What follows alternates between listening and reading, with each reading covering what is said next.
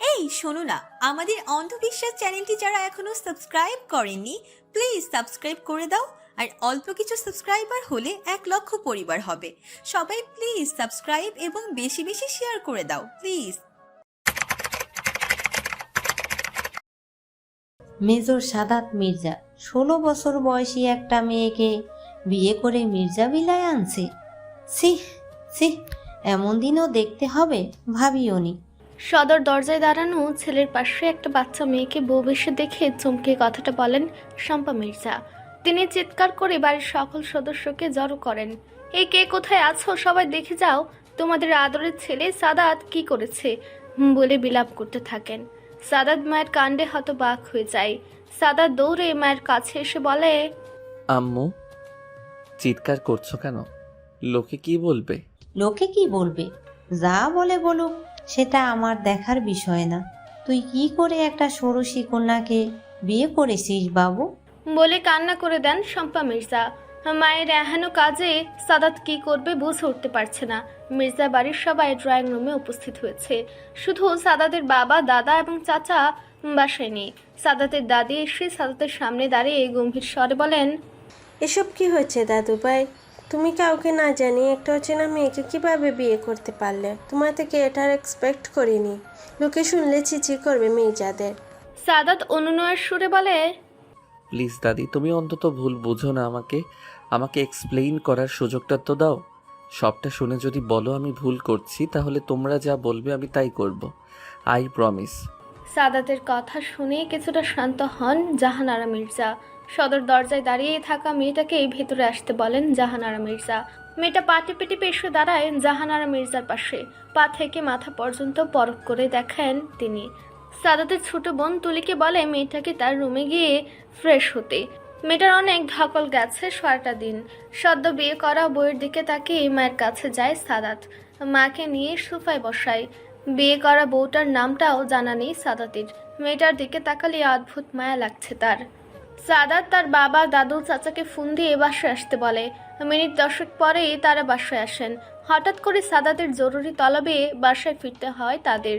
Drawing রুমে সবাইকে চিন্তিত মুখে থাকতে দেখে সাদাতের বাবা শাহাদাত মির্জা জিজ্ঞেস করেন, কি হয়েছে? সবাই এমন করে বসে আছো কেন? কিছু কি হয়েছে? সবাইকে চুপ থাকতে দেখে সাদাতের দাদা ইসাক মির্জা জিজ্ঞেস করেন, সাত, কিছু বলছো না কেন? এত জরুরি বাসায় আসতে বললে? কাজ পেলে সবাই বাসায় চলে আসলাম, আর এখন চুপ করে আছো?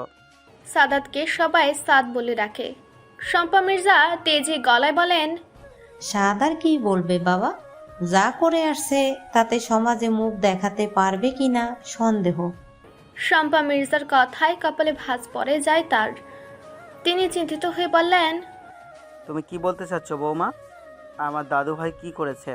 বাবা, আপনার প্রাণপ্রিয় দাদু ভাই বিয়ে করে আনছে। হোয়াট? জি বাবা, তাও আবার 16 বছরের এক বাচ্চা মেয়েকে। ইসহাক মির্জা অবাক হয়ে সাদাতের দিকে তাকিয়ে জিজ্ঞেস করলেন, সাত দাদু ভাই, তোমার মা এসব কি বলতেছেন? জি দাদুমা ঠিকই বলছে। বলে মাথা নিচু করে নেয়। তুমি কি করে 16 বছরের মেয়েকে বিয়ে করলে? তোমার বিবেকে বাঁধলো না? সোসাইটিতে কিভাবে মুখ দেখাবো আমরা? আমাদের একটা স্ট্যাটাস আছে, আমাদেরকে সমাজের আর 5 জন মানুষের সাথে মিশতে হয়। দাদু, আগে সম্পূর্ণ কথাটা তো শোনো। আমি পরিস্থিতি শিকার দাদু। একটা মেয়ের সম্মান বাঁচাতে গিয়ে এমন একটা ভুল করে ফেলেছি। কি হয়েছে সাদ? সবটা বলো আমাদের। আমরা শুনতে চাই তোমার সাথে কি হয়েছে। কথাটা বলেন সাদের বাবা শাহাদাত মির্জা। ড্রয়িং রুমে বাড়ির বড় সদস্যগুলো সোফায় বসেন। সবার মধ্যমণি সাদাত সাদাত বলতে শুরু করে, বিয়েবাড়ির সব কিছু স্বাভাবিক ছিল, সব ঠিকঠাকভাবেই হচ্ছিল, কিন্তু বিয়ে পড়ানোর সময় ঘটে বিপত্তি। কি হয়েছিল? প্রশ্ন করেন ইসহাক মির্জা। কোথা থেকে হুট করে একটা মেয়ে পুলিশ নিয়ে এসে হাজির হয়। বিয়ে বাড়িতে পুলিশ দেখে সবাই কান্নাঘোষা করে। আমি সেখানে ছিলাম রায়হানের সাথে। রায়হান সাদাতের বন্ধু, যার বোনের বিয়েতে গেছিল। মেয়েটা পুলিশ অফিসারকে বলে বরকে অ্যারেস্ট করতে। কথাটা শোনার সাথে সাথে বিয়ে বাড়িতে ছোটখাটো একটা বিস্ফোরণ ঘটে। পাত্র মেয়েটাকে দেখে ভয় পেয়ে যায়, সেটা তার মুখ দেখেই বোঝা যাচ্ছিল। মেয়েটা পাত্রের সামনে গিয়ে বলে, আমার জীবনটা শেষ করে তোমার শান্তি হয়নি? এখন আবার একটা বাচ্চা মেয়ের জীবন শেষ করার জন্য এসেছো? আমি থাকতে সেটা কোনো দিনও হবে না মিস্টার আকাশ। ছেলেটা ফিসফিস করে মেয়েটাকে বলে, চুপ করো আখি, এখানে কোনো সিনক্রেট না করে চলে যাও। কেন চুপ করবো? হ্যাঁ, তোমাকে আর ভয় পাই না আমি। এখানে মেয়েটার গার্ডিয়ানকে চিৎকার করে বলে আখি নামের মেয়েটা। আপনারা খোঁজ খবর না নিয়ে কিভাবে একটা পশুর সাথে আপনাদের মেয়েকে বিয়ে দিচ্ছেন? রায়হান এগিয়ে এসে বলে, এই মেয়ে, তুমি কি সব বলছো? কে তুমি? এখানে এসে কেন সিনক্রেট করছো? আপনি কে? আমি মেয়ের ভাই। আপনার বাবা কোথায়? ডাকুন তাকে, সবার সামনে সত্যিটা বলবো। আপনাদেরও তো জানার অধিকার আছে পাত্রের কুকীর্তির কথা। রায়হানের বাবা শফিক সাহেব এগিয়ে এসে বলল, আমি মেয়ের বাবা, কি বলবে বলো? বেরাসর থেকে পাত্র উঠে এসে বলল, আঙ্কেল, এসব কি হচ্ছে? কোথা থেকে হুট করে একটা মেয়ে এসে বলল আর সব সত্যি হয়ে গেল? এটা কি আমাদের বিশ্বাস করতে হবে? রাইহান ভাই, আপনি মেয়েটাকে ঘাড় ধাক্কা দিয়ে বের করে দিন। কই থেকে যে আসে এসব উটকো ঝামেলা। তুমি চুপ থাকো আকাশ। এমনিতে এই বিয়েতে তোমার কোনো মত ছিল না, তারপরে এখন আরেক কাহিনী হচ্ছে। সবটা তো জানতে হবে আমাদের। তুমি আসলে কে? কি তোমার পরিচয়? রায়হানের কথায় আকাশ চোরা চোখে তাকায়। তার এখন খুব ভয় হচ্ছে, আখি যদি সব সত্যি বলে দেয় তাহলে। না না না, এটা হতে পারে না, আমাকে কিছু একটা করতে হবে বলে মনে মনে শয়তানি হাসে। আকাশকে কোনো রকমের সুযোগ না দিয়ে আখি নামের মেয়েটা বলতে শুরু করে, আমি আকাশের বিয়ে করাবো। বউ শব্দটা শুনে বিয়ে বাড়ির মানুষজন আবারও কানা ঘোষা করতে শুরু করে দেয়। তারা বলে, শফিক সাহেবের মেয়ের বিয়ে দেওয়ার জন্য আর পাত্র পেল না, একটা বিবাহিতা পুরুষের সাথে বিয়ে ঠিক করলেন। ছি ছি, মা মরা মেয়ের কপালে এই ছিল? চাঁদের টুকরো মেয়ে একটা বিয়েতা পুরুষের লগে, ছি ছি, আর ভাবতে পারছি না। একটা মহিলার কথা শুনে রায়হানের মাথা গরম হয়ে যায়। চিৎকার করে বলে, আপনারা দয়া করে চুপ করবেন, সম্পূর্ণ কথাটা শুনতে দেবেন তো? রায়হানের ধমকে মহিলাগুলো চুপ হয়ে যায়। আপনি এবার বলুন। আমাদের 1 বছরের একটা বাচ্চা আছে। আপনি প্লিজ কাঁদবেন না, সবটা খুলে বলুন আমাদের। কোনো ভয় নেই আপনার। পুলিশ অফিসার আকাশকে ধরে রাখে, সুযোগ পেলে পালিয়ে যায় যদি। আমাদের বিবাহিত জীবন খুব সুন্দরভাবেই চলছিল। আমাদের অ্যারেঞ্জ ম্যারেজ হয়ে বিয়ে হয়েছিল। দিন যায়, রাত যায়, মাস যায়, এভাবেই 2টা বছর চলে যায়। আমাদের ঘর আলো করে আসে আমাদের মেয়ে। আমার আকাশের পরিবারও খুব খুশি। আকাশ মেয়েকে নিয়ে সারা দিন মেতে থাকে। আকাশের একদিকে মেয়ে, আরেকদিকে পৃথিবী। আকাশ মেয়েকে চোখে হারায়। হঠাৎ আমি লক্ষ্য করি আকাশের ভিতরে পরিবর্তন। দিন দিন কেমন পাল্টে যাচ্ছে। আগের মতো কেয়ার করে না, সব সময় ইগনোর করে। আমি 2 দিন আগে বাবার বাড়ি গিয়েছি, আর আজ বাড়ি এসে শুনি আকাশ নাকি বিয়ে করতে গেছে। বলে কান্নায় ভেঙে পড়ে। রায়হান অগ্নির দৃষ্টিতে তাকায় আকাশের দিকে, তারপর আকাশের কলার ধরে বলে, ইউ লায়ার, তোর এত বড় সাহস, তুই আমার বোনের জীবন শেষ করতে এসেছিস? বলে মুখে ঘুষি মেরে দেয়। আকাশ মুখ থুবড়ে নিচে পড়ে যায়। রায়হান আকাশকে উঠিয়ে এলোপাতাড়িভাবে মারতে থাকে।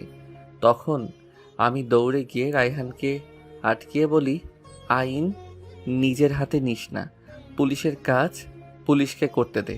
পুলিশ অফিসার আকাশ অ্যারেস্ট করে থানায় নিয়ে যায়। পুরো বিয়ে বাড়িতে হইচই শুরু হয়ে যায়। সবার মুখে এক কথা, বরকে পুলিশে ধরে নিয়ে গেছে। আনন্দে ভরা বিয়ে বাড়ির সুখের ছায়া নেমে যায়। শফিক সাহেব অনেক ভেঙে পড়েন, রায়হান নিজে অনেক ভেঙে পড়ে। এতক্ষণ যা যা হয়েছে সবটা নিজের চোখে দেখেছে কোণে। সবটা দেখে মাটিতে ধপ করে বসে পড়ে বিয়ের কোণে। শফিক সাহেব বিলাপ করতে থাকেন, তার মেয়েকে এখন কে বিয়ে করবে? তার মেয়ে সমাজে মুখ দেখাতে পারবে না। সবাই তাকে দেখলে ছি ছি করে দূর ছাই করছে। আমি একপাশে দাঁড়িয়ে সবটা দেখছিলাম। রায়হানের বোনের জন্য আমারও অনেক খারাপ লাগে। মেয়েটার জায়গায় যদি আমার বোন থাকতো, ভাবতেই বুক কেঁপে ওঠে আমার। রায়হান আমাকে এসে বলে, সাদাত, আমার বোনকে বাঁচা বন্ধু, ও বাঁচবে না। সমাজের মানুষ ওকে বাঁচতে দেবে না। তোকে হাত জোর করে বলছি, তোর বন্ধু হিসেবে না, একজন অসহায় ভাই হিসেবে তোকে বলছি, সমাজের কটু কথা থেকে তার বোনকে বাঁচা। সাদাত অবাক হয়ে বলে, কিভাবে? আমার বোনকে তুই বিয়ে কর। হোয়াট? কি বলছিস এসব? ভেবে বলছিস তো? আমি একজন মেজর, আর মেজর হয়ে কিভাবে একটা অপ্রাপ্ত বয়স্ক মেয়েকে বিয়ে করব? আমি কিচ্ছু জানি না, প্লিজ তুই আমার বোনকে বিয়ে করে ওর সম্মান বাঁচা প্লিজ। সবটা বলে থামে সাদ। এরপরের ঘটনা সবটা তো সবার জানা। দাদু তুমি বলো আমি কি ভুল করছি? যদি ভুল করে থাকি তাহলে তোমরা যা বলবে আমি তাই করব। দাদু আমি একটা মেয়ের সম্মান বাঁচিয়েছি। মেয়েটার জায়গায় যদি আমার বোন থাকতো তাহলে ভাবো কি হতো। ভেবে বলছো তো দাদু ভাই? আমরা যা বলবো তুমি তাই করবে? জি দাদু। দাদু ভাই, মেয়েটাকে তুমি নিজের স্ত্রী হিসেবে মেনে নিতে পারবে? পারবে তাকে সবার সামনে নিজের স্ত্রী হিসেবে পরিচয় দিতে? পারবে তাকে মাথা উঁচু করে বাঁচার সাহস দিতে? সাদাত নিশ্চুপ, কোনো কথা বলছে না।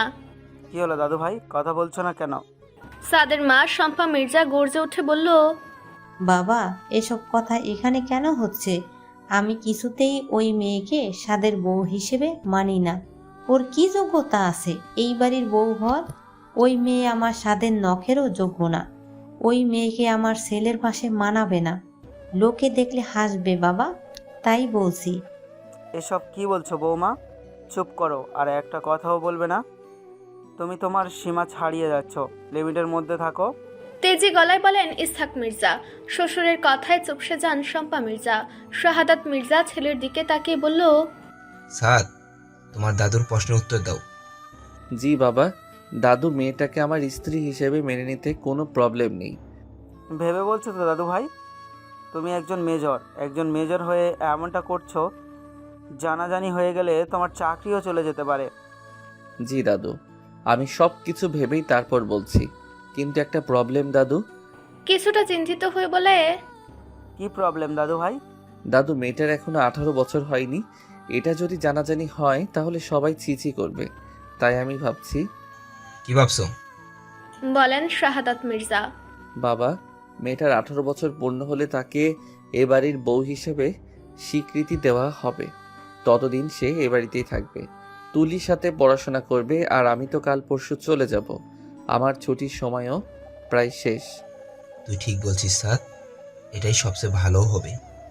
বৌমা পড়াশোনা করুক, নিজের কেরিয়ার গড়ে তুলুক। তুলির মতো সেও আজ থেকে এবাড়ির একটা মেয়ে, মেজা বাড়ির মেয়ে হিসেবে থাকবে এখানে। এতে আমার কোনো আপত্তি নেই। বাবা, তোমার কি আপত্তি আছে? না, এটাই বেস্ট অপশান হবে। সোসাইটিতে আমাদের কোনো প্রবলেমই হবে না। নতুন বউয়ের 18 বছর পূর্ণ হলে ধুমধাম করে আবারও বিয়ে হবে মির্জা বাড়িতে। এটা কিছুতেই হবে না বাবা। আমি কথা না বলে থাকতে পারলাম না, মাফ করবেন। তুমি কি বলবে বৌমা? বাবা, আমি আমার ভাইকে কথা দিয়েছি তার মেয়ের সাথে আমার সাদের বিয়ে দেব। তাদের সাথে কথার খেলাপ হয়ে গেলে এটা কিছুতেই মেনে নেব না আমি। এ বাড়িতে মেয়েটার কোনো জায়গা হবে না। সাদ, তুই মেয়েটাকে ডিভোর্স দিয়ে দে বাবা। বৌমা চিৎকার করে বলে ইসহাক মির্জা। চিৎকার করেও কোনো লাভ হবে না বাবা। মেয়েটাই এ বাড়িতে থাকতে পারবে না। তুমি আমার মুখের উপর কথা বলছো? তোমার এত বড় সাহস? বাবা, আপনি ভুল বুঝছেন। আমি তো। তুমি আর একটা কথাও বলবে না শম্পা। তোমার ভাইকে বলে দাও সাদ তাকে বিয়ে করতে পারবে না। এ বিষয়ে আর একটা কথা হবে না। আমি উপরে যাচ্ছি। বাবা, আপনি গিয়ে ফ্রেশ হয়ে নিন। সাদাত সোফা থেকে উঠে মায়ের কাছে গিয়ে মাকে জড়িয়ে ধরে বলে, আম্মু তুমি রাগ করছো কেন? শম্পা মির্জা ঝাড়া দিয়ে দূরে সরে গিয়ে বলে, আমাকে মা বলে ডাকবি না, আমি তোর কেউ হই না। বলে কাঁদতে কাঁদতে চলে যান। সাদ মায়ের কাণ্ডে হতবাক হয়ে যায়। সে এখন কি করবে? একদিকে মা, আরেকদিকে বিয়ে করা বউ। ধুর, কিচ্ছু ভাল লাগে না। সাদাতকে মন খারাপ করে থাকতে দেখে তার বাবা শাহাদাত মির্জা বলেন, মন খারাপ করো না সাদ, সব ঠিক হয়ে যাবে। তোর আম্মু তোর উপর রাগ করে আছে, অভিমান করেছে, পরে ঠিকই মেনে নেবে। রুমে গিয়ে ফ্রেশ হয়ে আয়, বৌমাকে নিয়ে খেতে আয়। বাবার কথা মতো ফ্রেশ হতে যায় সাদ। মন খারাপ করে বসে আছো কেন আমাইরা ভাবি? সাদাতের বইয়ের নাম আমায়রা। আমায়রাকে চুপ করে থাকতে দেখে তুলি বলে, ভাবি প্লিজ তুমি মন খারাপ করে থেকো না, সব ঠিক হয়ে যাবে। আমায়রা মুচকে হেসে বলে, হ্যাঁ, কিন্তু নিজেকে প্রশ্ন করে, তুই কি সাদাতের যোগ্য? সে তো সব দিক থেকে পারফেক্ট। তুই এখানে মানিয়ে নিতে পারবি? তোকে কি মেনে নেবে? সাদাত ভাইয়ের মা, সে তো আমাকে পছন্দ করে না, তাহলে কি আমাকে ফিরে যেতে হবে? নানান কথা ভাবতে থাকে আমায়রা। তার ভাবনার মাঝে পুরুষালী কণ্ঠে গম্ভীর স্বরে বলে, তুলি ওকে নিয়ে নিচে খেতে আয়। আমায়রা বুঝতে পারে লোকটা তার স্বামী। তুলি আমায়রাকে নিয়ে খেতে যায়। ডাইনিংয়ে সবাই খেতে বসেছে। তুলি আমায়রাকে একটা চেয়ারে বসে নিজেও তার পাশের চেয়ারে বসে। আমায়রা মাথা নিচু করে বসে আছে। তাকে মাথা নিচু করে থাকতে দেখে ইসহাক মির্জা বলেন, নতুন বউ মাথা নিচু করে না থেকে মাথা উঁচু করো। তুমি কেন মাথা নিচু করে থাকবে? দাদা শ্বশুরের কথায় মাথা তুলে আমায়রা। খাবার টেবিলে থাকা সবাই আমায়রার দিকে তাকিয়ে আছে। নিজের দিকে এভাবে তাকিয়ে থাকায় অস্বস্তি হতে থাকে আমায়রার। ইসহাক মির্জা বিষয়টা বুঝতে পেরে সবাইকে খেতে বলে। নাথ বউ, তোমাকে কিছু কথা বলবো, সেগুলো মন দিয়ে শুনবে। জি বলেন। তুমি মির্জা বাড়ির বড় বউ, তোমার উপরে অনেক দায়িত্ব। তুমি এখন ছোট, তোমাকে পড়াশোনা করে নিজেকে মির্জা বাড়ির বউ হিসেবে প্রমাণ করতে হবে। পারবে না তুমি? জি দাদু, আমি আমার সর্বস্ব দিয়ে চেষ্টা করব। বড় বৌমা, সবাইকে খেতে দাও। শম্পা মির্জা আর রানু মির্জা দু যা মিলে খাবার সার্ভ করে। বাসার কাজের মেয়ে খাবারগুলো এগিয়ে দিচ্ছে। খাবার পর্ব শেষ হতে যে যার রুমে চলে যায়। রাত গভীর হচ্ছে আর সবাই ঘুমিয়ে পড়ছে। সাদ আর আমেরা দাঁড়িয়ে আছে সাদের বেলকনিতে। দুজনে নিশ্চুপ হয়ে আছে, কেউ কোনো কথা বলছে না, নীরবতা পালন করছে। নীরবতা ভেঙে সাদাত বলল, নাম কি মেয়ে তোমার? শব্দ বিয়ে করা স্বামীর মুখে নিজের নাম শুনতে চায় দেখে অবাক হয়ে জিজ্ঞেস করলো, আপনি আমার নাম জানেন না? না। সোজা উত্তর। ও, কিছু না জেনেই বিয়ে করে নিলেন? এত কিছু তোমার জানতে হবে না। আমার নাম আমাইরা ইসলাম। আচ্ছা, কিসে পড়ো তুমি? এবার এসএসসি দিয়েছি। কোন গ্রুপ? বিজ্ঞান। তুমি তাহলে তুলির সাথে সেম গ্রুপে? জি। আমার সম্পর্কে কিছু জানো? জি ভাইয়া বলছে। তোমাকে কিছু কথা বলবো, মন দিয়ে শুনবে। কথাগুলো খুব ইম্পর্টেন্ট। জি আচ্ছা। আমি একজন মেজর।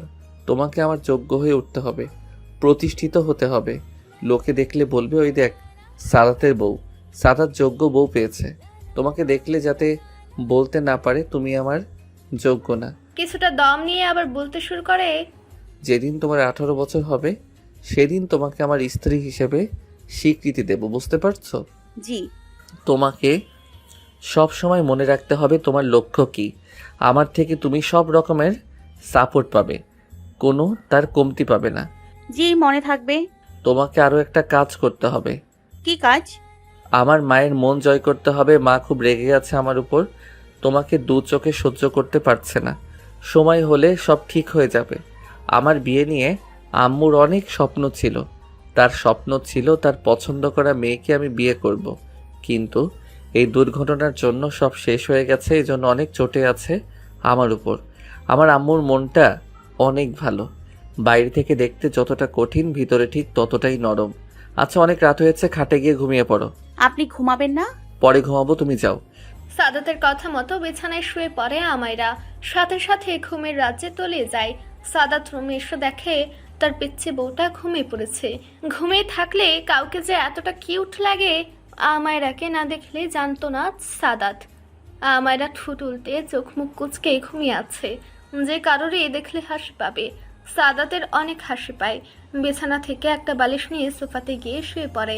6 ফিট উচ্চতার একটা পুরুষকে কে আর সোফায় ধরে? সাদাত বিড়বিড় করে বলে, মেজর সাহেব, আপনাকে এমন একটা দিন দেখতে হবে ভাবতে পারছিলেন? একটা পিচ্চি মেয়েকে বিয়ে করে তোমার এখন সোফায় শুতে হচ্ছে। হায় রে কপাল, পিচ্চি একটা মেয়েকে বিয়ে করে বাসরটাও করতে পারলাম না, আফসোস। খুব ভোরেই ঘুম ভাঙে আমায়রার। ঘুম থেকে উঠে দেখে সাদাত গুটি সুটি মেরে শুয়ে আছে। সাদাতের জন্য আমায়রার খুব মায়া হয়। সেজন্য বিছানা থেকে উঠে সোফার কাছে যায়। মনে মনে হেসে উঠে বলে, 6 ফুট লম্বা মানুষটাকে কি সোফায় ধরে? তারপর হাঁটু গেড়ে বসে সাদাতকে ডাক দেয়, এই যে শুনছেন, এখান থেকে উঠে গিয়ে বিছানায় ঘুমন। আমায়রার ডাকে ঘুম ঘুম কণ্ঠে বলে, কি হয়েছে, ডাকছো কেন? আপনার শুতে কষ্ট হচ্ছে, আপনি দয়া করে একটু বিছানায় যান। আমায়রার কথায় সাদ ঢুলতে ঢুলতে বিছানায় গিয়ে শুয়ে পড়ে। সারা রাত না ঘুমানোর কারণে এখন গভীর ঘুমে আচ্ছন্ন সাদ। আমায়রা ওয়াশরুমে গিয়ে ফ্রেশ হয়ে নিচে নেমে আসে। এসে দেখে ড্রয়িং রুমে কেউ নেই। তারপর চুপে চুপে কিচেনে উকি মেরে দেখে একজন মাঝবয়সী মহিলা আর তার পাশে দাঁড়িয়ে দাঁড়িয়ে সবজি কাটছেন শম্পা মির্জা। আমায়রা কিছুটা সাহস জুগিয়ে রান্নাঘরে প্রবেশ করে। তারপর পা টিপে টিপে গিয়ে শম্পা মির্জার পাশে দাঁড়িয়ে বলে, আন্টি সবজিগুলো আমাকে দেন, আমি কেটে দিচ্ছি। হঠাৎ কারোর কণ্ঠস্বর পেয়ে পাশে তাকিয়ে দেখে কালকের সেই মেয়েটা। অমনি মেজাজ খারাপ হয়ে যায় তার। তিনি ক্রুদ্ধ কণ্ঠে বলেন, এই মেয়ে, তোমার সাহস তো কম না। তুমি এখানে এসেছো, বেরিয়ে যাও এখান থেকে।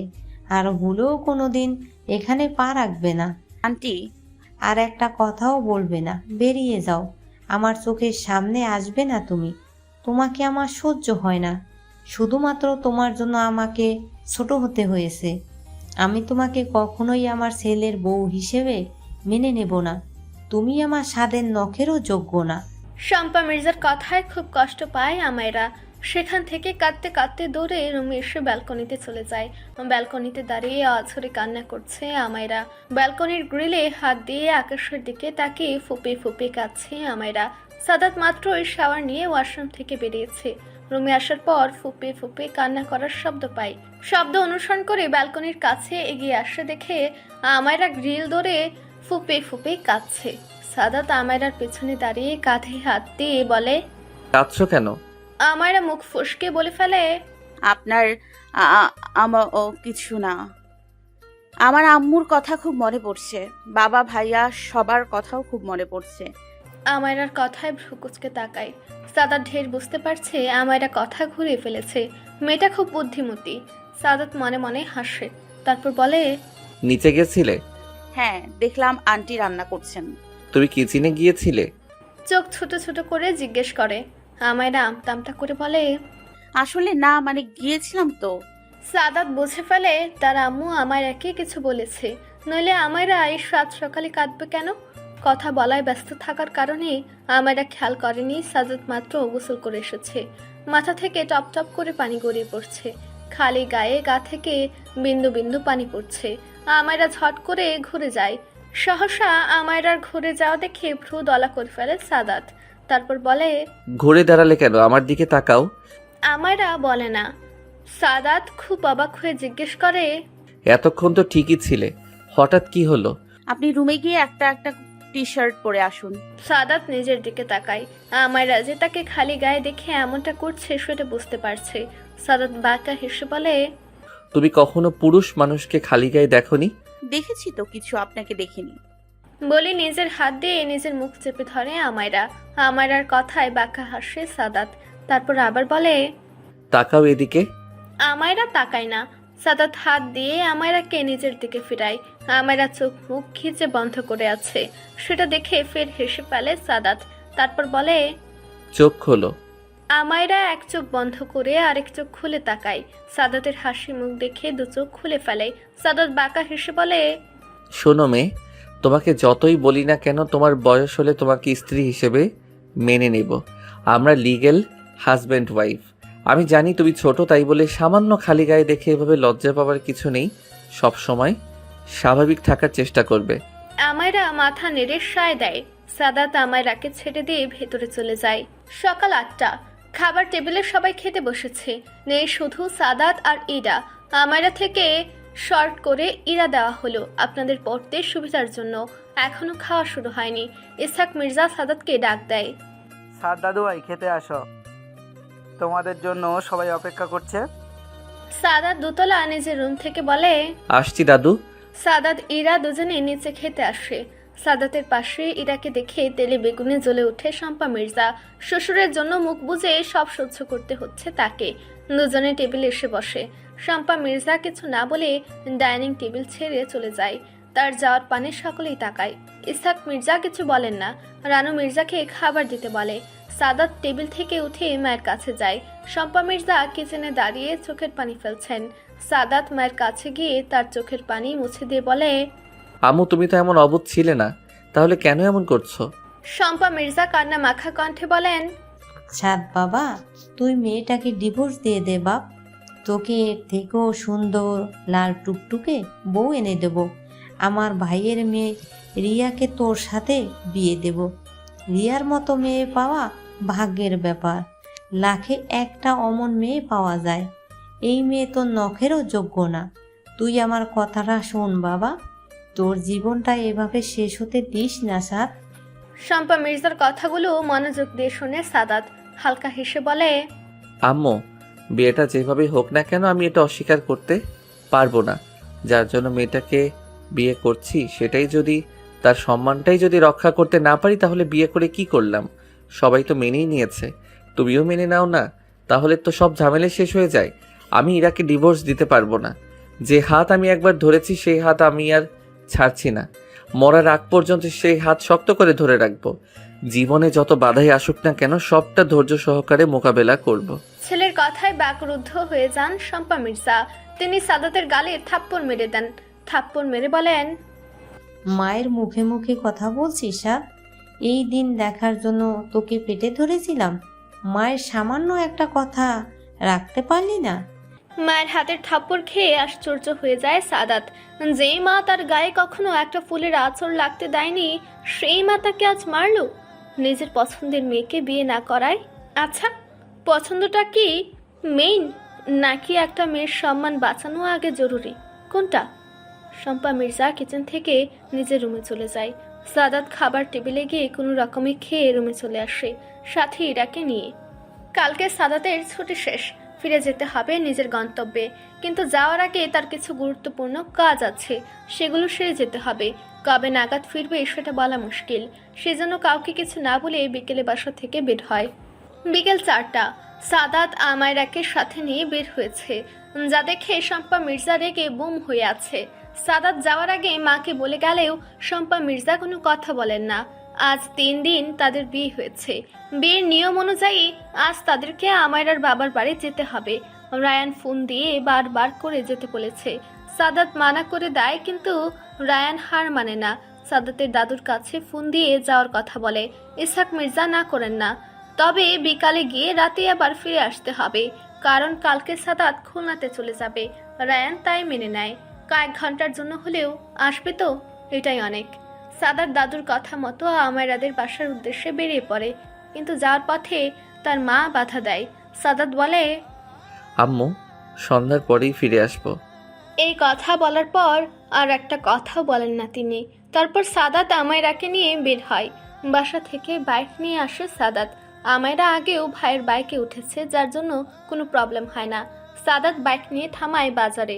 বাজার থেকে যাবতীয় মিষ্টির সামগ্রী, ফলমূল কিনে রওনা দেয় আমায়রাদের বাসায়। 3 দিন পর বাবার বাড়ি আসায় খুব খুশি আমায়রা। খুশিতে বাইক থেকে নেমে সাদাতকে না নিয়ে বাড়ির ভেতরে ঢুকে পড়েছে, যা দেখে রায়ান আর তার বাবা হেসে ওঠেন। রায়ান বোনের সাথে কথা বলে বন্ধুকে আগাতে বলে চলে যায়। সাদাত বাইক থেকে মিষ্টির প্যাকেট নামাচ্ছিল, তখন কারোর কথার আওয়াজ পেয়ে পেছনে তাকিয়ে রায়ানকে দেখে মৃদু হেসে বলে, কেমন আছিস? আলহামদুলিল্লাহ। শালা, তুই কেমন আছিস? পিঠে একটা চর মেরে বলে। সাদাত চর খাওয়ার জায়গায় হাত দিয়ে ডলে বলে, শালা। সরি শালা বাবু, এতদিন শালা বলতে বলতে আজ সত্যি শালা হয়ে গেলি। রায়ান হেসে উঠে বলে, অফকোর্স, যা বলবি তাই হবে। তো আল্লাহ হয়তো এটাই চেয়েছিলেন, সেজন্য তুই এসেছিলি। তুই যদি না থাকতে তাহলে আমার বোনের কি যে হতো বলতো। এসব কথা বাদ দে ভাই, যা হবার হয়েছে। তোর বোনটা কেমন কত? কেন, ও আবার কি করেছে? আমি আগে যতই আসি না কেন, বিয়ের পর আজ প্রথম আসছি। সারা তোর বোন আমাকে একা রেখেই চলে গেল। কামটা ঠিক করলো বল? মোটেও না, একদম ঠিক করে নাই। তোকে সাথে নেওয়া উচিত ছিল। আমরাই ছোট তো, এজন্য কিছু মনে করিস না। মজা করছিলাম, আমি কিন্তু মনে করিনি। আচ্ছা, ভিতরে চল। বাইরে দাঁড়িয়ে আর কত কথা বলবো। বাবা অনেকক্ষণ ধরে তোর জন্য অপেক্ষা করছে। এগুলো আমার কাছে দে বলে সাদাতের কাছ থেকে মিষ্টি আর ফলের প্যাকেটগুলো নিয়ে হাঁটতে হাঁটতে বলে, বাহ, প্রথম দিন শ্বশুরবাড়ি আসতেই এত জিনিস নিয়ে এসিস, উন্নতির লক্ষণ। রায়ানের কথায় মৃদু হাসে সাদাত। অতঃপর বাসার ভেতর প্রবেশ করে। রায়হানের বাবার সাথে কুশল বিনিময় করে সোফায় বসে। একটু পর রায়হানের ফুপি সাগরিকা বেগম আসেন। তিনি হাসি মুখে সাদাতকে জিজ্ঞেস করেন, কেমন আছো বাবা? জি আলহামদুলিল্লাহ ফুপি, আপনি কেমন আছেন? আলহামদুলিল্লাহ বাবা। তোমার বাসার সবাই কেমন আছে? জি সবাই ভালো আছে। সাগরিকা বেগম কিছুটা ইতস্তত বোধ করে বলেন, সাদাত বাবা, তোমার বাড়ির সবাই এই বিয়েটা মেনে নিয়েছে তো? মানে তোমাদের বিয়েটা যে অবস্থায় হয়েছে। সাগরিকা বেগমের কথায় সাদাত আমায়রার দিকে তাকায়। আমায়রা তখন সাদাতের দিকেই তাকিয়েছিল। দুজনে চোখাচোখি হয়ে যায়। আমায়রা চোখ নামিয়ে নেয়। সাদাত মুচকে হেসে সাগরিকা বেগমের প্রশ্নের জবাব দেয়, ফুপি, আমাদের বাসার সবাই আমাইরাকে মেনে নিয়েছে। আপনারা কোনো টেনশন করবেন না, আমাইরা আমার অনুপস্থিতিতেও আমাদের বাড়ি ভালো থাকবে। ভালো থাকলে ভালো বাবা। জি। দেখতে দেখতে অনেকটা সময় পেরিয়ে যায়। এখন রাত 9টা বাজতে চলল। আমার আর ফুপি সাগরিকা বেগম টেবিলে খাবার দেন, সবাইকে খেতে আসতে বলেন। একে একে সবাই খেতে বসে। সাগরিকা বেগম অনেক পদের রান্না করেছেন জামের জন্য। সাদাত একটু একটু করে সমস্ত পদ দিয়ে অল্প করে খাবার খায়। খাওয়ার পাট চুকিয়ে আমেরা রুমে চলে আসে, আর আসার আগে রায়হানকে আসতে বলে। রায়হান খাওয়া শেষ করে সাদাতের কাছে এসে জিজ্ঞেস করে, কিছু বলবি? সাদাত ফোন দেখছিল। রায়হানের কথায় মাথা তুলে তাকিয়ে বলে, হ্যাঁ বলবো। বল। আমাইরার এসএসসির মার্কশিট, একবিট, রেজিস্ট্রেশন সবগুলো কাগজপত্র দে, ওকে কলেজে ভর্তি করানোর জন্য লাগবে। সাদাতের কথায় অবাক হয়ে রায়হান জিজ্ঞেস করে, আমাইরা কি পড়াবি? হ্যাঁ, কেন নয়? আমি সত্যি ভাবিনি সাদ তুই এভাবে আমার বোনের সম্মান রক্ষা করবি, ওকে কলেজে পড়াবি। আমি সত্যি তোর মতো বন্ধু পেয়ে লাকি রে, আই এম সো লাকি বলে সাদাতকে জড়িয়ে ধরে কেঁদে দেয়। তখন রুমে আসে আমায়রা। দুজনকে জড়িয়ে ধরা অবস্থায় দেখে জিজ্ঞেস করে, ভাইয়া তুমি কাঁদছো কেন, কি হয়েছে তোমার? আমায়রার কথায় নিজেকে সামলে নেয় রায়হান। তারপর হাসি মুখে বলে, আমাইরা তোর সকল কাগজপত্রগুলো সাদাতের কাছে দিয়ে দে। কেন ভাইয়া?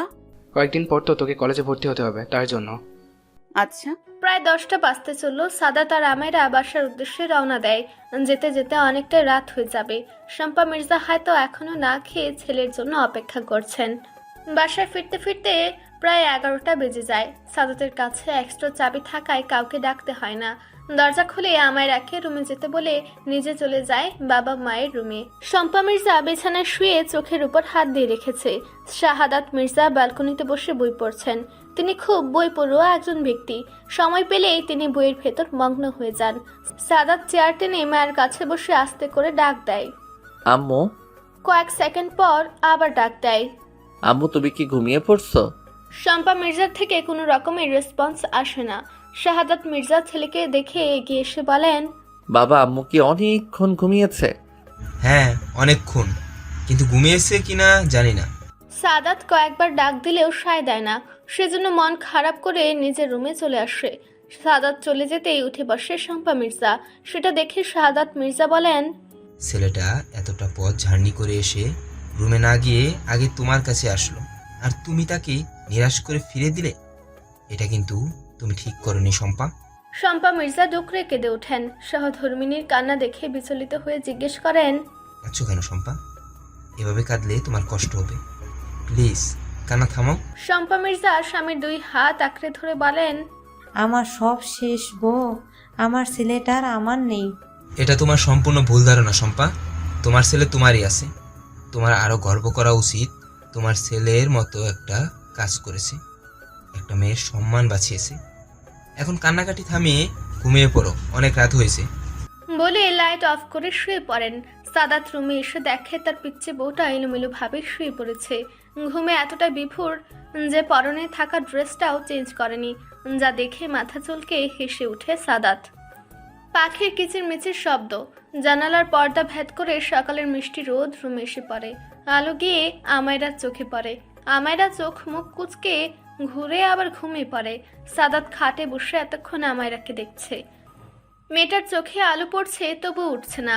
বারবার এপাশ ওপাশ করে বিরক্তিতে উঠে বসে। এবার চোখ বুজে বসে বসে ঝিমাচ্ছে আমায়রা। সাদাত উঠে গিয়ে গ্লাসে পানি এনে হাতে পানি নিয়ে আমায়রার মুখে ছিটিয়ে দেয়। হঠাৎ মুখে পানি পড়তে লাফ দিয়ে উঠে দাঁড়ায়। চোখ মুখ কচলে সামনে তাকাতেই সাদাতের হাসি মুখ দেখে হা হয়ে যায়। সাদাত খুব হাসছে। হাসতে হাসতেই প্যাট চেপে ধরে। সাদাত নিজেকে সামলে বলে, আর কত ঘুমাবে? কত বাজে খেয়াল আছে তোমার? কয়টা বাজে? 7টা বাজে। সকালে নাস্তা সেরে আমাদের একটু বেরোতে হবে। কোথায় যাবেন? তোমাকে নিয়ে মার্কেটে যাব। তোমার যাবতীয় সমস্ত জিনিস কিনতে হবে। হো, ছোট জবাব। যাও, গিয়ে ফ্রেশ হয়ে নাও। আমায়রা উঠে ওয়াশরুমে চলে যায়। মিনিট 5 পর ফিরে আসে। তারপর নিচে যায় আর সাদাত রুমেই থাকে। ড্রয়িং রুমে সাদাতের দাদু, বাবা, চাচা বসে গল্প করছেন। আমায়রা ধীরে ধীরে গিয়ে দাঁড়ায় ড্রয়িং রুমে।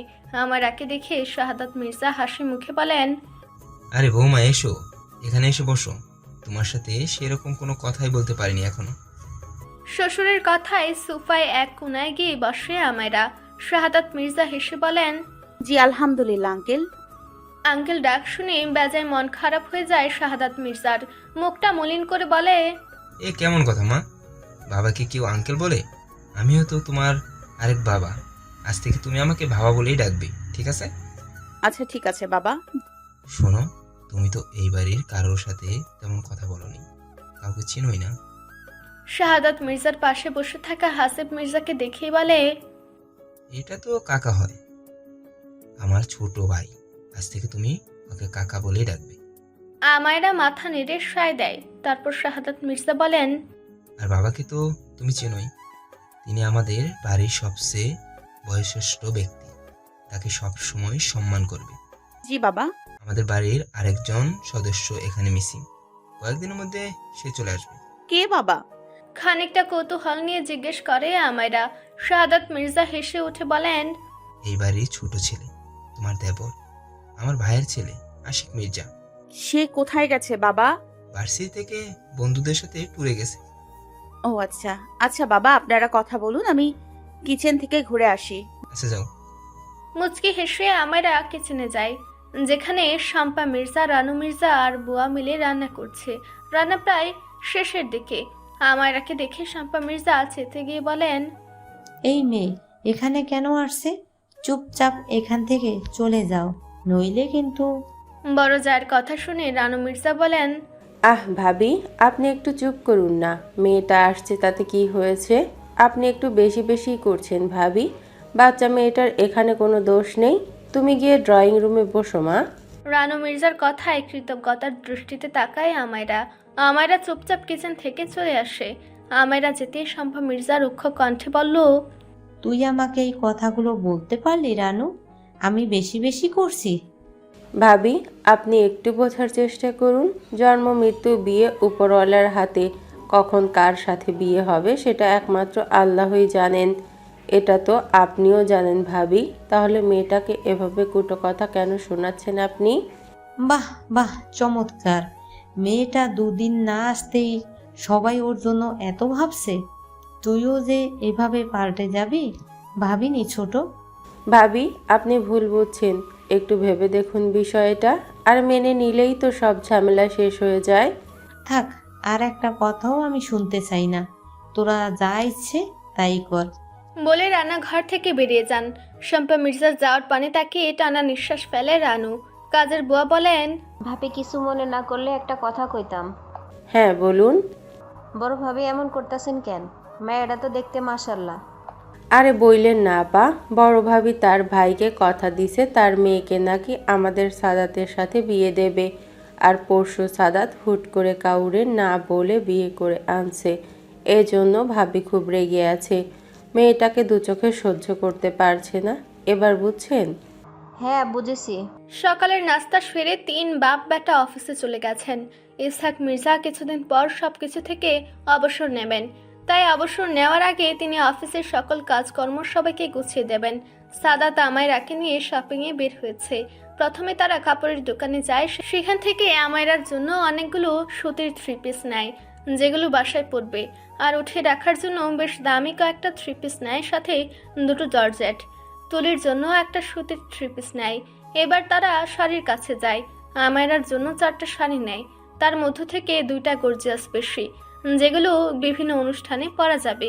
আমায়রার কেনাকাটা শেষ হলে এবার মায়ের জন্য একটা শাড়ি নেয় আর তার ছোট কাকির জন্য একটা শাড়ি নেয়। তারপর চলে যায় জুতোর দোকানে। আমায়রার জন্য একটা শু নেয় আর একটা এমনি পন্স জুতা নেয়। সব শেষে শপিং মল থেকে বের হয়ে গাড়িতে রাখে ব্যাগগুলো। এতগুলো ব্যাগ হাতে রাখা মুশকিল তার জন্য। আজকে বাসা থেকে গাড়ি নিয়ে আসছে সাদাত। বাসায় ফিরতে ফিরতে বেলা 1টা বেজে যায়। গাড়ি গ্যারেজে রেখে আমায়রার হাতে তার কিছু জিনিস দেয় আর মা চাচি বোনেরগুলো নিজে নেয়। বাসায় এসে আমায়রাকে রুমে চলে যেতে বলে সাদাত। ড্রয়িং রুমে সবাই ছিল। সাদাত মায়ের জন্য আনা শাড়িটা মায়ের হাতে দেয়। তারপর চাচির শাড়িটা, সর্বশেষ তুলির জন্য আনা 3 পিসটা দেয়। তারপর যখন চলে যেতে নেয় তখন মায়ের কথায় পিছু ফিরে তাকায় সাদাত। শম্পা মির্জা তাচ্ছিল্যে হেসে বলেন, খুব তো বইয়ের জন্য কত শত জিনিস কিনলি। তা বলছিলাম কি, দুদিন না আসতেই এত কিছু দিচ্ছিস? আরও তো দিন থাকবে, সেই দিনগুলোর জন্য না হয় কিছু তুলে রাখ। সাদাত মায়ের কথায় তার কাছে এসে দাঁড়িয়ে বলে, এ কেমন কথা আম্মু? আমি আমার এই আম্মুকে চিনতে পারছি না। আমার যেই আম্মু আমার সব কাজে সাপোর্ট করত, আজ সেই আম্মুই আমাকে এসব কথা বলছে। জানো আম্মু, আমি কখনো দায়িত্ব থেকে পিছু হটিনি, সবসময় নিজের দায়িত্ব খুব ভালোভাবে পালন করেছি। আর একটা কথা কি জানো? কি? থামথমে কণ্ঠে বলেন। সাদাত কিছুটা হেসে বলে, তুমি অনেক পাল্টে গেছো আম্মু, তোমার থেকে এটা আমি এক্সপেক্ট করিনি।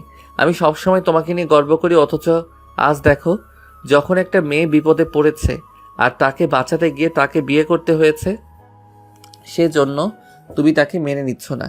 আমি মানলাম তুমি তোমার ভাইকে কথা দিয়েছ, একবারও আমার কাছে শুনছিলে? শুনোনি। তুমি যখন বললে সাদ বন্যার সাথে তোকে বিয়ে দিয়ে আমার ঘরের বউ করে আনবো, তখন কি আমি না করেছি? করিনি তো। আমি একেবারেই রাজি হয়ে গেছি, কারণ আমি তোমাকে রেসপেক্ট করি আম্মু। আর আজ এই যে এতগুলো জিনিস কেনা নিয়ে তুমি এতগুলো কথা বললে না, এটা কেন করেছি জানো? কারণ মেয়েটার পরার জন্য কোনো কাপড় নেই, যেটা তোমাদের দেখার কথা ছিল সেটা তোমরা দেখোনি, কারণ তোমরা তো ওকে সহ্য করতে পারছো না। আম্মু, আমারও কিছু দায়িত্ব কর্তব্য আছে, সেগুলো আমাকে পালন করতে হবে। আমি তো আজ সন্ধ্যায় চলেই যাব, কবে আসবো জানি না, তবে যাওয়ার আগে তোমার কাছে একটাই রিকোয়েস্ট, তুমি ওকে তুলির মতো দেখে রেখো। তুমি ওকে যেভাবে চাইবে সেইভাবে তৈরি করে নিতে পারবে। মেয়েটা অনেক সরল সোজা। আমার কিছু বলার নেই, খুব টায়ার্ড আম্মু, আমার আর ভাল লাগছে না। প্লিজ তুমি কিছু মনে করো না, পারলে ওকে মেনে নাও। বলে সিঁড়ি বেয়ে নিজের রুমে চলে যায়। আর তার যাওয়ার পানে শম্পা মির্জা আশ্চর্য হয়ে তাকিয়ে আছে। তার ছেলে এতটা পাল্টে গেছে। সাদাত নিজের গন্তব্যে চলে যাবে, ব্যাগপত্র গোছানো শেষ। আমায়রা যা যা লাগে হাতে হাতে এগিয়ে দিচ্ছে। সাদাত বারণ করেছে তবু শুনেনি। সাদাতও আর না করেনি। শম্পা মির্জা সোফায় বসে অনেকক্ষণ যাবৎ কান্না করছেন। সাদাত বাসায় আসার পর শম্পা মির্জার ছেলের সাথে দুদণ্ড ঠিক করে কথা বলতে পারেননি, যার পাশে বসে তাকে সান্ত্বনা দিচ্ছেন রানু মির্জা। সাদাত খাটে বসে জুতার ফিতা বাঁধছে। বাধা শেষ হলে আমায়রাকে নিজের কাছে ডাকে। আমায়রা মাথা নিচু করে সাদাতের সামনে দাঁড়ায়। সাদাত মুচকে হেসে বলে, মাথা উঁচু করে তাকাও। আমায়রা চোখ তুলে তাকায়। সাদাত আমায়রার চোখে চোখ রেখে বলে, শোনো মেয়ে, তুমি সাদাত মির্জার বউ, এই মির্জা বাড়ির বড় বউ, তুমি কেন মাথা নিচু করে থাকবে? তুমি সবসময় মাথা উঁচু করে চলবে, কখনো কারোর সামনে মাথা নিচু করে দাঁড়াবে না, বুঝছো? জি বুঝছি। গুড গার্ল, তোমার জন্য একটা গিফট আছে। কিসের গিফট? অবাক হয়ে সাদাত একটা ফোন বের করে আমায়রার হাতে দিয়ে বলে, এটা তোমার জন্য। আমি হোয়াটসঅ্যাপ খুলে আমার নাম্বার সেভ করে দিয়েছি, তোমার যখন মন চাইবে তুমি কল দিয়ে কথা বলবে। ঠিক আছে। আর হ্যাঁ, খুব মন দিয়ে পড়াশোনা করবে, যা যা বলেছি মনে রাখবে। তোমাকে এই বাড়ির যোগ্য বউ হতে হবে, মনে থাকবে তো? জি। চলো যাওয়া যাক। বলে যাওয়ার জন্য পা বাড়ায় সাদাত। সাদাতকে চলে যেতে দেখে ইরা বলে ওঠে, সাবধানে যাবেন। সাদাত থেমে পেছনে ফিরে মুচকি হেসে বলে, ঠিক আছে। সাদাত একবারে রেডি হয়ে নিচে নামে। সাদাতের পেছনে আমায়রাও আছে। সাদাত ড্রয়িং রুমে এসে মায়ের পাশে বসে, মায়ের হাত ধরে বলে, আম্মু। শম্পা মির্জা অশ্রুসিক্ত চোখে ছেলের দিকে তাকান। সাদাত পরম যত্নেই মায়ের চোখের পানি মুছে দেয়। শম্পা মির্জা বলেন, সাদ বাবা, সাবধানে যাস, নিজের খেয়াল রাখবি, সময় মতো খাওয়া দাওয়া করবি, কোনো টেনশন করবি না। যথাজ্ঞা আম্মা জান, আপনি যাহা বলিবেন তাহাই হইবে। আমি নিজের খেয়াল রাখবো, আর তুমিও কিন্তু নিজের খেয়াল রাখবে। সময় মতো খাওয়া দাওয়া করবে, ওষুধও খাবে, ঠিক আছে? ঠিক আছে বাজান। হাসি মুখে। এই কয়েকদিনের মধ্যে আজ একটু মায়ের মুখে হাসি দেখছে সাদাত। মনে মনে প্রশান্তিতে ভরে যায়। সাদাত চায় তার মা যেন সবসময় হাসি খুশি থাকে। মা ছেলের সুন্দর মুহূর্ত দেখে সকলের মুখে হাসির ছাপ। সাদাত মায়ের কাছ থেকে উঠে বাবার কাছে চলে যায়। শাহাদাত মির্জা ছেলের কাঁধে হাত রেখে বলেন, মাই সান, সাবধানে যেও, আর ইরা মামুনিকে নিয়ে কোনো টেনশন করবে না। তোমার অবর্তমানে আমরা ওকে দেখে রাখবো। জি বাবা, নিজের যত্ন নিও। সাদাত সবার কাছ থেকে বিদায় নিয়ে পা বাড়ায় নিজ গন্তব্যে। পেছনে ফেলে যায় সকল স্মৃতি, ছেড়ে যায় দুদিনের মায়ে জড়ানো মানুষটাকে। সাদাতের যাওয়ার পানে করুণ চোখে তাকিয়ে আছে ইরা। এই কয়েকদিন সাদাত তাকে সব সময় খারাপ পরিস্থিতি থেকে প্রোটেক্ট করেছে। এখন নিজেকে নিজে প্রটেক্ট করতে হবে, সব বাধা পেরিয়ে তার লক্ষ্যে পৌঁছাতে হবে। সাদাত চলে যায়, ইরা চলে যায় তাদের রুমে। তুলিও ইরার পিছনে পিছনে যায়। ইরা ব্যালকনিতে দাঁড়িয়ে সাদাতকে দেখছে। সাদাত সদর দরজা পেরিয়ে বাড়ির গেটের ওখানে, যা তাদের রুম থেকে স্পষ্ট দেখা যাচ্ছে। সাদাত কি মনে করে ব্যালকনির দিকে তাকায়। নীল রঙের আলোয় ইরার মুখে নীলচে দেখাচ্ছে। সাদাত মুচকে হেসে হাত উঁচু করে বাই বলে, ইরাও হাত উঁচু করে বাই জানায়। সাদাত গাড়িতে উঠে বসে। ড্রাইভার গাড়ি স্টার্ট দেয়। যতক্ষণ পর্যন্ত সাদাতকে দেখা গেছে ঠিক ততক্ষণ পর্যন্তই তাকিয়ে থাকে। তুলির কথা ইরার ধ্যান ভাঙে। তুলি বলল, নিয়মিত ভালোবাসার গল্প শুনতে এবং পড়তে আমাদের অন্ধবিশ্বাস চ্যানেলটি সাবস্ক্রাইব করে পাশে থাকা বেল আইকনটি ক্লিক করুন। ধন্যবাদ সবাইকে।